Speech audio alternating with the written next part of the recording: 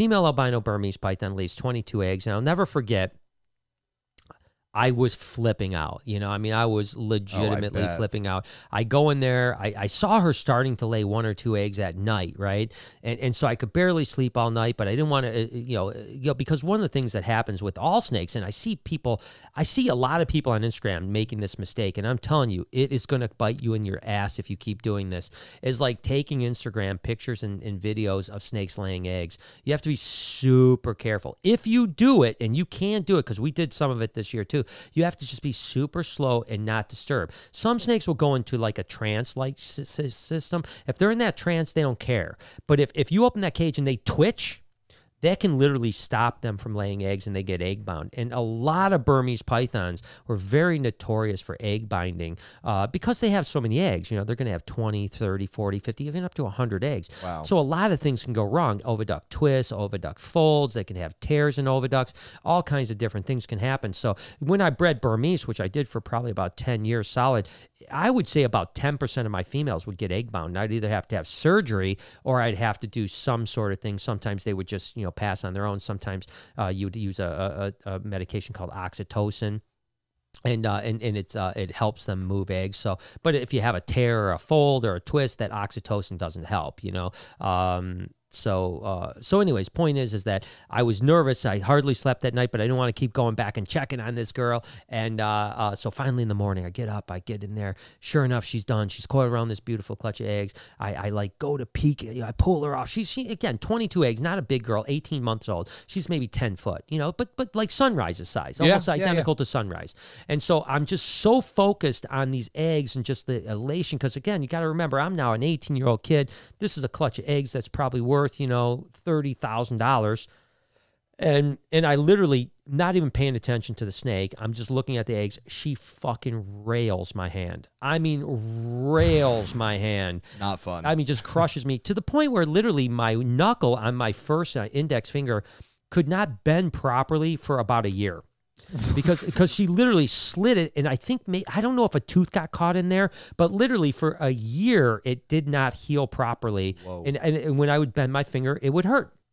Damn. But anyways, pulled 22 eggs, hatched 22 babies. There was one baby. Again, something that happened with albino Burmese pythons, very notorious, was eye issues. One eye, no eye, stuff like that. Not like huge, but every clutch you would have albinos, you would have 1 or 2 that had no eyes or 1 eye. So we did hatch one-eyed albino and 21 beautifully perfect babies. They sold for $1,250 a piece that year. I also, again, had 58 eggs from Cleo, and I think I hatched about 52 babies, something like that. And hats were selling for about $800 a pair. So wow, you can imagine between the head albinos and the albinos, and then we produced a bunch of corns and kings and milks that year. I think we net profited at about $40,000 to $50,000 that year when I was 18 years old. Now, that's huge for somebody. It was 18. huge at 18 crazy. Years old. I mean, not unheard of, not selling drugs. Yeah. And so that was really what started BHB. That year I filed as an LLC. And that was from that day, that was 1989. BHB was officially a business. Now it's a C corp, but at the time it was an LLC. And that was what started it. And ironically enough, albino Burmese pythons were the thing that really got the whole thing rolling with reptile breeding, right? Because for the first time, people were able to make that kind of money. Because prior to that, you might make a few bucks, but for the most part, you were trading. You were trading this snow corn for this striped corn, or you were trading this for that, or you were selling this and then buying that, and no one was really making money. All of a sudden, now people had the ability to make huge bucks, or not huge bucks, but decent money. And I guess too, because not only that the snake is beautiful and it's a new morph, but it's laying a lot of eggs. Probably helps, right? And what was interesting, much like the ball pythons, people that, and I'm going to talk about ball pythons in a little bit and how that whole thing, but much like the ball pythons, where people that hated ball pythons all of a sudden sold off all their snakes to breed ball pythons because that was where the money was. The same thing happened with Burmese pythons. Pretty much every reptile breeder, hobbyist / now new career breeder, bred Burmese pythons. I mean, like Burmese pythons were the ball python of the late 90s and early 1990s, late 80s and early 90s, which is crazy to me to think that there's this whole hobby that was built on 18-foot snakes. I mean, think about that. I mean, that was the whole thing. People were buying 18-foot snakes like now we buy ball pythons. So crazy. And again, you know, after albinos came patternless green Burmese and then labyrinth Burmese and granite Burmese and hypo Burmese and all these other things came down the road that just kept adding to the allure of, again, it was the first kind of franchise of reptiles, right? Was Burmese pythons. And then back then, ball pythons were considered garbage. I mean, completely considered garbage animals. My second snake I ever had was a ball python named Axel. And yes, Guns N' Roses was just out, yes. And that's why it was named Axel. Hell so yeah. It literally, the first Guns N' Roses album dropped, and I love Guns N' Roses, so I named it Axel after Axl Rose, obviously. Shit. But I love ball pythons. Unfortunately, it was a wild caught. It died after a couple years of me having it. Never ate once for me, not even one time. We force-fed it a bunch, but it eventually died. But I always loved ball pythons, and actually shortly after Axel passed away, I had the opportunity to buy my first captive baby normal ball python, and I did. And I had that snake for over 20 years. Just a normal male, normal male. Cool, I had it over 20 years. I think it was like 24 years. And but I was always into ball pythons. So you know, as time was progressing and my collection of Burmese was growing and my collection of corns and kings and milks was growing and all this other stuff, I wanted to get into ball pythons because I liked them. So I was raising up a bunch of normal ball pythons. There were no mutations at all at the time. And then when mutations started to trickle into the country, myself, Kevin McCurley at Nerd, and Tracy Barker at VPI were basically the only three people in the country that were buying mutation ball pythons, unless it was an albino, which Bob Clark had bought, and pied that actually a guy named Brian Sharp was buying. Ernie Wagner was another guy that bought some pies, or a pied, and then Pete Call, obviously, who proved pieds to be genetic, was the only other person. So besides pies and albinos, basically no one else wanted ball pythons but myself, Kevin McCurley, and Tracy Barker.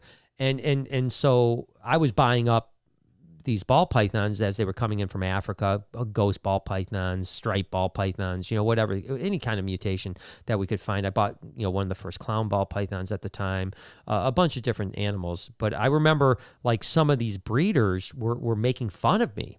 I was still, you got to remember, most of the breeders at that time were older breeders, right? They were the older crowd, and I was like this younger guy. I was still in my late teens, early 20s during this time, and I already wasn't being really taken very serious. And that's one of the reasons why I talk, Jay, I've talked to you about this. Like, when young kids come in, even 15 years old, that are really passionate, I give them the same amount of respect as I would someone that's 35 and been breeding snakes for 20 years. Absolutely. Because I think it's important that 15-year-old gets the respect they deserve, because they may be the next big name in the ball python world or the corn snake world, or not. It doesn't even matter. You still give them the same respect because they're passionate about what they do, right?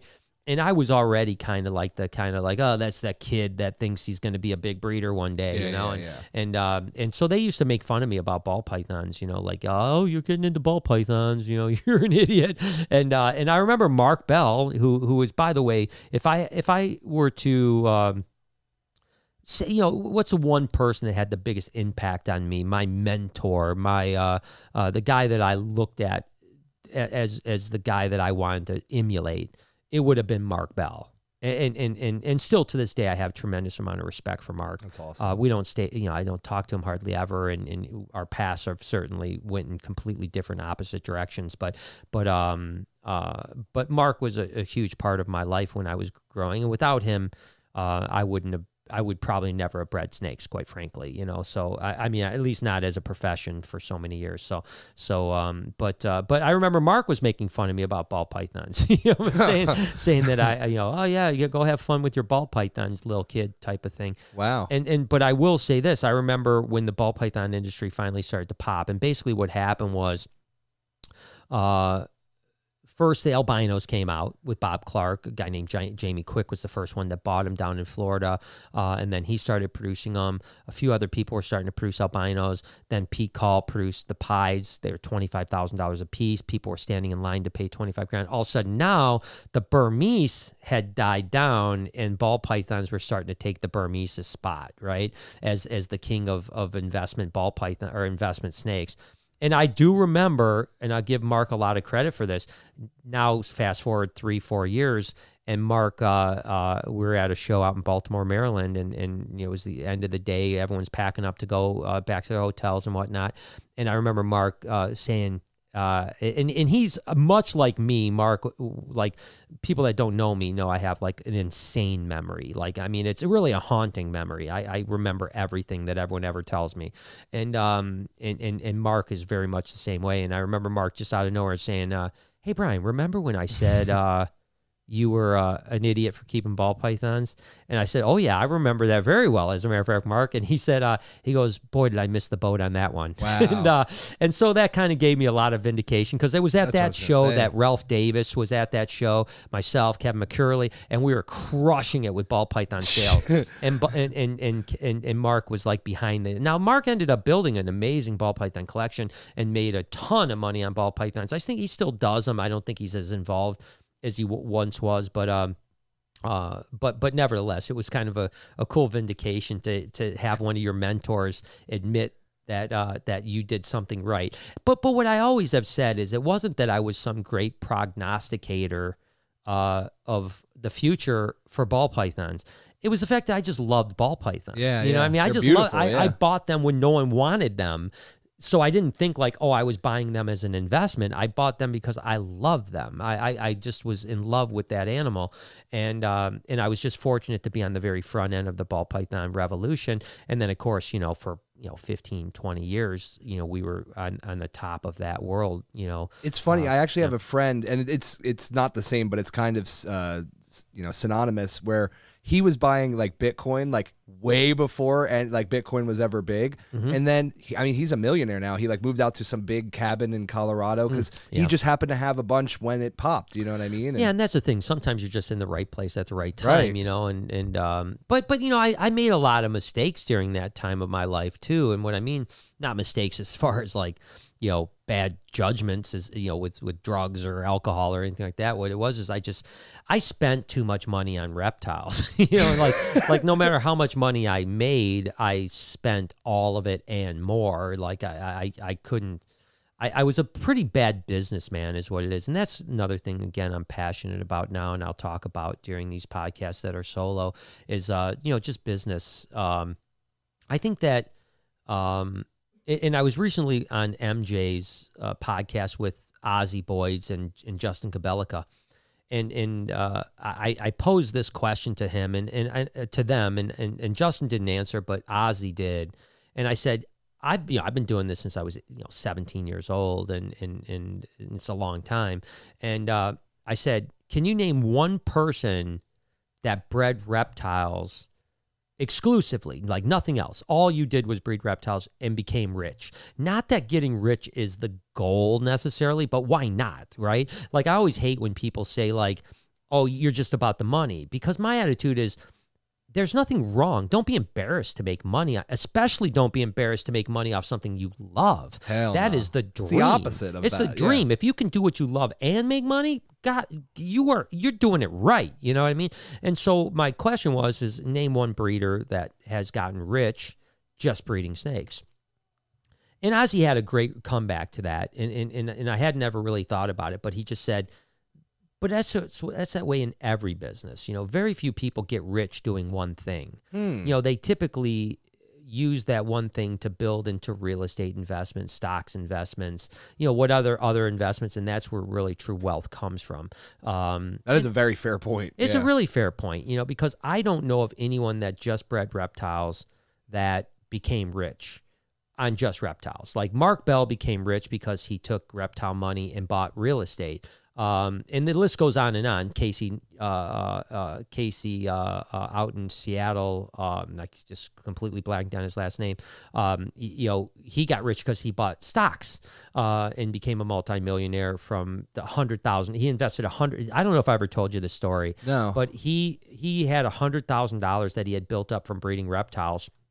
And a friend of his was a stock guy. This was in the very early days of the internet. And Casey had a son that they didn't have a mom. He was a single dad. Yeah. And they lived in a 2-bedroom rented house. And so he gained $100,000 through breeding reptiles. He was a mailman, by the way. And he was ready to buy a house for his kid, with his kids. So he's like, yeah, I want a house. And this friend of his as a stockbroker said, do you really need a house right now? I mean, like right now, do you need a house? And he said, well, no, we're fine renting. He said, but whatever. And he said, I want you to take that $100,000 and I want you to put it into a couple stocks and just wait a couple years. So those stocks were Amazon, oh shit, Google, and Microsoft. Damn, dude. He bought Amazon for 24 cents a share. And how much is it right now, roughly? $3,000 a share. Damn, dude. So, and that's split many times. So anyways, my point was the last time I was out at Casey's house, which was 8 years ago, maybe even 9 years ago, he had almost $30 million in stocks. Holy shit. From a $100,000 investment. But that was a lightning in a bottle, but I guess my point is that that's what I found with breeding reptiles. So for interestingly enough, every dollar I made bringing in and going out was from reptiles up until about 6 years ago. So all those years this is my 33rd season, breeding season. So for all those years, for 6 years, let's say, I had no other income. It was reptiles or it was spending reptiles on reptiles. That was it. And I had great years where we did really well, and I had years that I barely could survive. I mean, to the point where there was sometimes I was massively in debt, and then I would have to have a great year just to get myself out of debt. And I mean, there was times I owed my rodent guy $30,000, and I always paid him off. That's why he would let me get $30,000 in debt with him. I always came up with the money and I always paid him off. That goes quick with a big collection too. Yeah, it does. I mean, gosh, when I was at the peak of my ball python production, which I had 1,700 adult females, we were going through $5,000 to $6,000 a week. Yeah, so that's a month in live rodents. A little over a month. So it only took a month to get to 30 grand. Yeah. And there were certain times a year where I just wasn't making much income, so I'd be like, hey, dude, you got to float me, man. You got to float me, but I'll be okay once August comes, once Orlando comes. Yeah. Once that one comes, show. I'm going to be good. Yeah. I'm back. But it was a dangerous way to live, so my point is about 6 years ago, weirdly enough, and I've told this story, is that the reptile hobby kind of turned their back on me and made me out to be a bad person. I was, my animals were all sick. They were all dead, dying. They had mites. I was a terrible person. And again, 99.9% of what was said about me was 100%. 99% was 100% right. But I get what you're saying. But yeah, most of what was said about me was lies. But that was okay. It just happened. But interestingly enough, with that caused me to diversify my life. And start making other investments and put my money into other things and move in different directions in my life. And that's when I became successful and financially successful, because success is something that's measured in different ways, very different ways. Yeah. I mean, I think that if you came to me and said, Brian, you could barely pay your bills, but you're going to be happy, no anxiety, and you're going to have a loving family and friends, or you can be really rich and full of anxiety. And so I would say, fuck the anxiety and the richness. I'll go with this success. But my success in the last 6 years, financially has been good.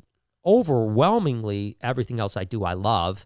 The only thing that's caught me this last 6 or 8 months, of course, you guys know, is anxiety, which I'm getting much, much, much better on. Every day, and I'll talk about that as we go on with these types of podcasts as well. But I'm happier than I've ever been in my life, as far as my family, my friends, my businesses, my obviously finances, and just all the things that are in life that are good. But that was through diversification. So Ozzy had talked about, and I've been talking with Ozzy a bit more. He's a really interesting person. Of course, this is Ozzy from Ozzy Boyd's. he's really good about like finances, right?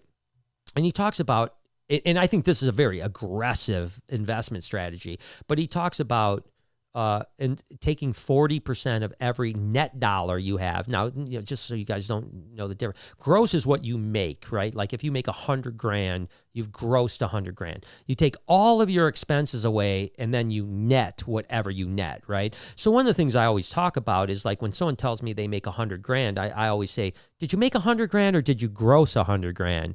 And a lot of times they'll be like, well, no, I grossed 100 grand. And I'll go, well, what did you make? What did you put in the bank at the end of that 100 grand? And if it's 5 grand, you didn't do very well in life. Yeah, you made 5 grand. You didn't make 100 grand. So it's all about what you can net, not what you can gross. You know, BHB used to gross $3 million a year, but my net was garbage. Now I make considerably less gross, but I net higher than I've ever netted, you know?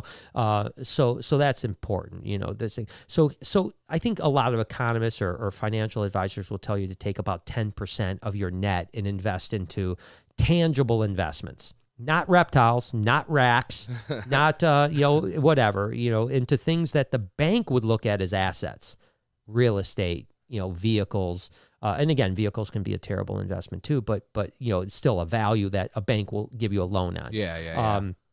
Ozzy actually said he takes 40%. He's smart, but it's hard. It's hard. If you could do 40%, you're doing good. So anyways, the point is that, I think that's important in business too, is that, you know, you build, you know, in the beginning, you may have to be pretty aggressive about investing into your business to grow it, you know, because I mean, the one thing you don't want to do is take too much profit out of your business because it starves your business, right?